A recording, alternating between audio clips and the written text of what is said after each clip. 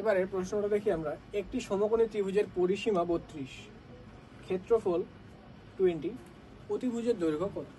তাহলে দেখো পরিসীমা 32, আমরা ধরো যে ত্রিভুজটা এঁকে নিলাম, এই যে লম্বটা হচ্ছে এ, ভূমি হচ্ছে বি, আর অতিভুজ হচ্ছে কি বলতো সি।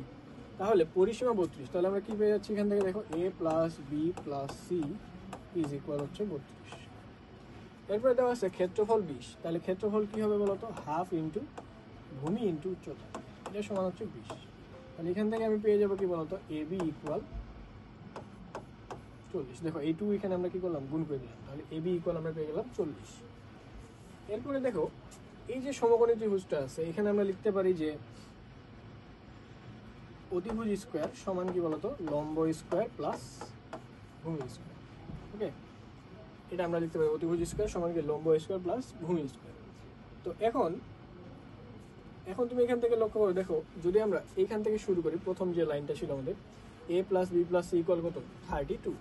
তাহলে এখান থেকে যদি আমি সি বের করে নিই, তুমি লক্ষ্য করো এখান থেকে যদি আমি সি বের করি, তাহলে সি ইকুয়াল কি আসবে, দেখো 32 মাইনাস এ প্লাস বি, এটা আসবে। তাহলে এখান থেকে যদি আমি সি স্কোয়ার করি, তাহলে বলতো কি আসবে এখানে, দেখো তাহলে এই পাশেও স্কোয়ার করতে হবে, এই পাশে স্কোয়ার করলে আবার কি হবে, এ স্কোয়ার মাইনাস 2 ইন্টু এ ইন্টু বি প্লাস কি বলতো বি স্কোয়ার। হ্যাঁ, এ স্কোয়ার 2ab বি স্কোয়ার। ওকে, তাহলে এখান থেকে আমরা কি পেয়ে গেলাম, দেখো যে সি স্কোয়ার সমান এটা এটা এটা A square 2ab plus B square. তাহলে এখান থেকে দেখো এখন এখানে সি স্কোয়ার জায়গায় আমরা আবার কি বসাতে পারি বলতো, সি স্কোয়ার জায়গায় আমরা বসাতে পারি এ প্লাস বি হোল স্কোয়ার। তাহলে আমরা এই পাশে এবার একটু লিখি, কি হচ্ছে দেখো সি স্কোয়ার জায়গায় আমরা কি লিখবো বলতো, এই যে এই লাইন থেকে। ওকে, এ স্কোয়ার প্লাস বি স্কোয়ার লিখে ফেললাম সি স্কোয়ারের জায়গায়। আর এই পাশে দেখো 32 স্কোয়ার মানে কত, 32 স্কোয়ার মানে হচ্ছে, আমরা যদি একটু ক্যালকুলেট করি তাহলে 32 স্কোয়ার এটা হচ্ছে 1024, এখানে হচ্ছে 32 দুগুণে 64, 64 into A plus B into এখানে কি আছে A plus B whole square. তাহলে আমরা লিখতে পারি A square plus B square plus 2ab।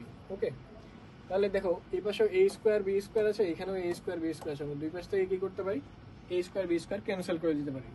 যদি আমরা ক্যান্সেল করে দিই তাহলে দেখো কি থাকতেছে, এখানে কি আছে বলতো 64 এ প্লাস বি, এখানে আছে 2ab, তাহলে 64টাকে এই পাশে নিয়ে আসো, তাহলে 64 ab 64 into A plus B equal হচ্ছে 1024 প্লাস 2ab।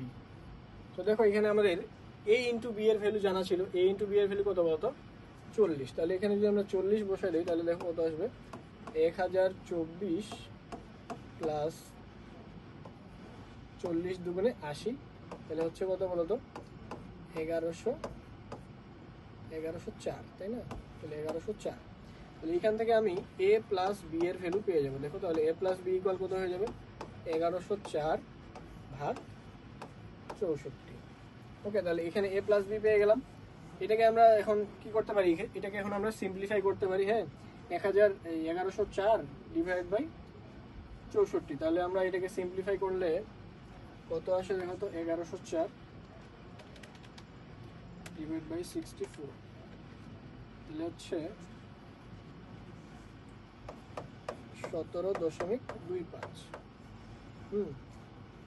তাহলে a প্লাস বি এর মান পাই গেলাম আমরা। দেখো এখানে a plus B plus C এর ভ্যালু পেয়েছিলাম, তাই না? তাহলে ওইখানে যদি আমরা এখন a প্লাস বি এর ভ্যালুটা বসায় দিই তাহলে a plus B plus C, a plus B plus C equal কত ছিল আমাদের বলতো 32। তাহলে এখানে a প্লাস বি এর জায়গায় যদি আমি কত বসাই 17.25, তাহলে সি এর ভ্যালু পেয়ে যাবো। তাহলে সি ইকুয়াল হচ্ছে 32 মাইনাস 17.25। ঠিক আছে, এখান থেকে আমরা কি বলতো আমরা পেয়ে গেলাম 14.75। ওকে, এটাই হচ্ছে তাহলে আমাদের অতিভুজের ভ্যালু। হ্যাঁ, অতিভুজ দেখো অতিভুজ সি দেওয়া ছিল। তাহলে আমরা কি করলাম, সবার আগে যেগুলো দেওয়া ছিল কন্ডিশনগুলো সব একে একে লিখছি, দেন সেখান থেকে আমরা সি কে স্কোয়ার করে এই যে একটা ইকুয়েশন পেয়েছি, এখানে ইকুয়েশনটা থেকে সিম্পলিফাই করে আমরা প্রথমে a প্লাস বি এর ভ্যালু বের করছি। অ্যান্ড a প্লাস বি এর ভ্যালু যখন পেয়ে গেলাম সেখান থেকে আমরা কি বলতো সি এর ভ্যালুটা বের করে ফেলছি। ওকে, তাহলে এটা হচ্ছে আমাদের অতিভুজের